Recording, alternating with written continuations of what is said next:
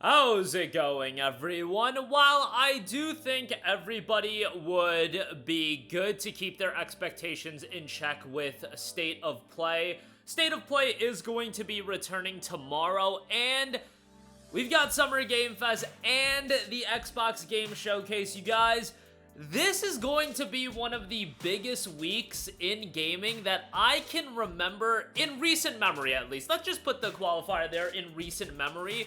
State of Play, Xbox Game Showcase, Summer Game Fest, and the Nintendo Switch 2 launch, which I get that, you know, not all of you guys are super excited for that, but it's literally the follow-up console to one of the most successful consoles of all time. It's sold out everywhere, which just about every console initially is going to be sold out everywhere, but I think the Switch 2, even with some people being down on it, I think it's going to do incredibly well. And now we're getting the rumblings of Resident Evil 9 confirmed to be getting revealed this week. Leon as the main character, that's going to be a gargantuan game supposed to drop in 2026. On top of that, IO Interactive has their own showcase, and they're going to have the new James Bond game showcase there, along with stuff about Mind's Eye, which I'm not completely sold on that game, but good of them to showcase that game a little bit more. And then you've also got, obviously, I would imagine some Hitman updates and things of that nature. Not only that, we just had the Witcher 4 State of Unreal 2025 cinematic trailer and tech demo.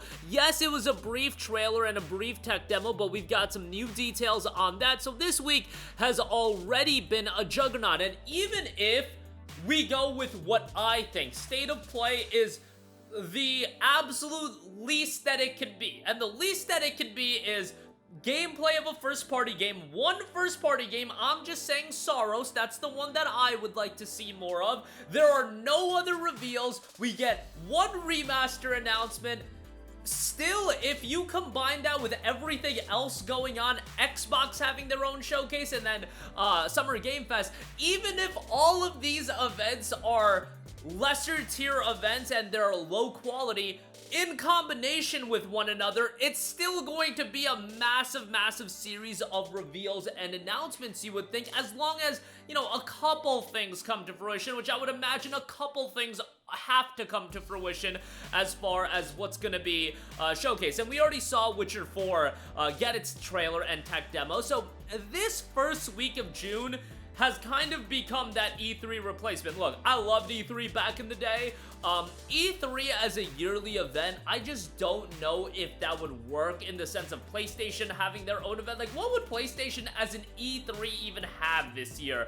You can do a 40-minute State of Play, but a 90-minute presentation, what are you gonna do? Fair game gameplay? I don't know. I think the 40-minute State of Play with some third party, you're always gonna have third party. I'm never expecting these events to just be first party, you guys. I think some people just go crazy with me saying that we need some first party. Yes, every event should have some first party, and it can't even be mostly first party, since obviously mostly first party would be kind of difficult to do. You only have so many first party studios, but you know, have some key standouts from first party, which I feel like some of the recent State of Plays haven't had. Like the last State of Play, that Sorrow cinematic trailer, bro, it's a Housemarque game. Housemarque lives and breathes on high quality gameplay. Why are you showing me a cinematic trailer? I'm sure Soros is gonna be incredible, but that's a game that should be debuted with gameplay. Like, it is so jarring to me to see a Housemarque game get revealed with a CG trailer. Look at how they revealed Returnal. I thought that reveal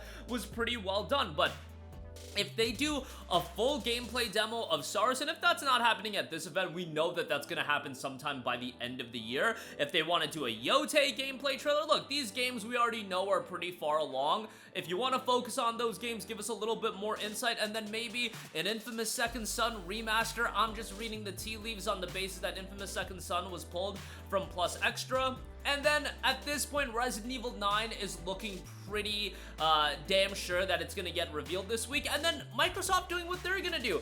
I would imagine Gears of War E-Day. Bro, if Gears of War E-Day gets announced, and it's announced as a cross-platform title, that already makes this one of the biggest weeks in gaming and PlayStation history. That is not hyperbole on the basis that a brand new Gears of War game would be coming out day one to PlayStation. If that gets announced, that already justifies this being one of the biggest weeks in PlayStation history. I really do believe that, because Gears of War, yes, Reloaded is already confirmed for PlayStation, but E-Day is a brand new game.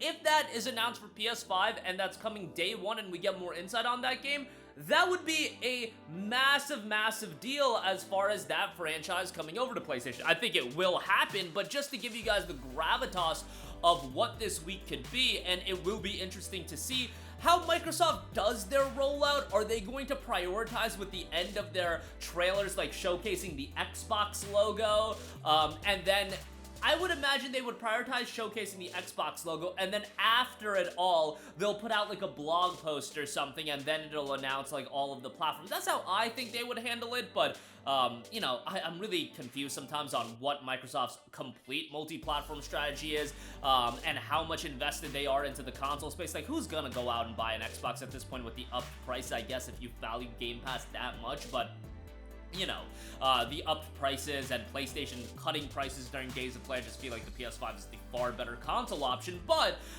you know, the Xbox Game Showcase, I'm kind of more excited for that showcase than I am the State of Play, because Xbox at this point, they've got so many more studios under their umbrella. They've got Ninja Gaiden 4, which I'm incredibly excited to see more about. Gears of War E-Day, incredibly excited. They just have more of a content rollout that is scheduled, but thankfully that content for PlayStation, guys, is coming to PlayStation as well, so it doesn't really matter anymore. If this was a year and 2026 was a year that all of these games were exclusive, you know, Doom the Dark Ages, Ninja Gaiden 4, Gears of War E-Day, Gears of War Reloaded, whatever else they show. I'm really curious if Forza Horizon 6 is gonna be unveiled. I don't think so. I know Playground's working on Fable as well, but I would imagine that that studio can juggle a couple of games. And Forza Horizon 5, they've kind of got it at the level of, I don't know how many more updates that game is gonna get, with the Realms update bringing back a lot of the content. I just feel like we've done all we can. I've heard rumblings about Forza Horizon 6 in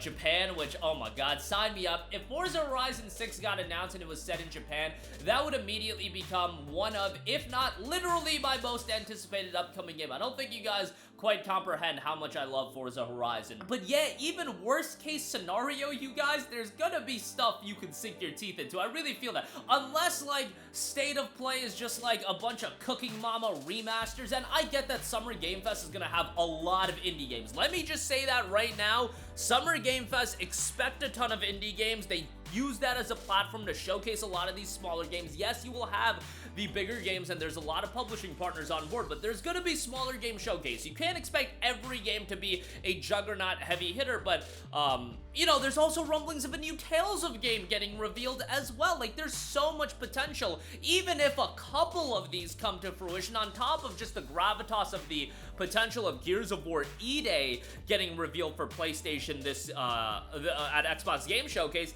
that's going to be massive, massive stuff for PlayStation. And if you're a PlayStation guy and the PlayStation console is your primary console, even if it's not from a PlayStation first party standpoint, Microsoft's gonna be bringing so many games. Summer Game Fest is gonna have a lot of stuff, and the third parties are really gonna show out. And hopefully, like, we get that Sorrows gameplay demo. I can stop talking about the trash CG trailer just on the basis that I hate CG trailers. You showcase what Housemarque's been cooking up for 5 years, and hopefully that game looks great as well, because I think that game's got, obviously, it's Housemarque. It's gonna be fantastic. We know this, but I think a nice gameplay demo of that would be tremendous to see. And I don't know if they're gonna do that now or later on in the year, but I think now would be a good time to showcase Sorrows. And if there are a couple of surprise announcements, like Santa Monica's been cooking up that game for forever that we've heard about as far as a new IP. Naughty Dog is kind of iced, Ben's studio is iced, Bluepoint is iced. I think those three studios you can confidently say are iced.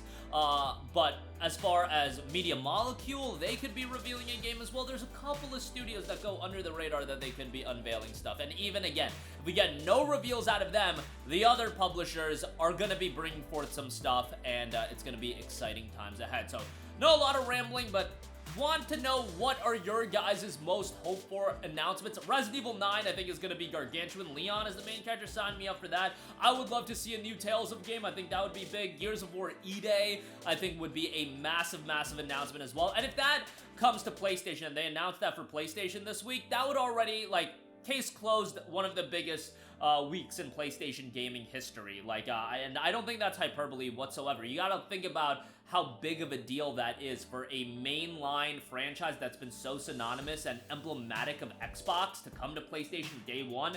That would be massive. I think E-Day is gonna be 26. I've heard rumblings that it's gonna be fall of 25, which if it's fall of 25, I mean, oh my god, Microsoft is cooking with gas. But that's gonna do it for me. Let me know all of your thoughts in the comments section down below. As always, sound off there. Thank you for watching, and goodbye. Hey guys, we hope you enjoyed the video, and if you did, make sure to hit the subscribe button, and if you're already subscribed, do us a favor and hit the bell icon. This way you'll be notified whenever we post a new video. That's the best way to keep up with all of our uploads, and we usually try to upload 2 videos a day. And with the bell icon hit, you'll be notified whenever we do upload a video. As always, thanks for watching.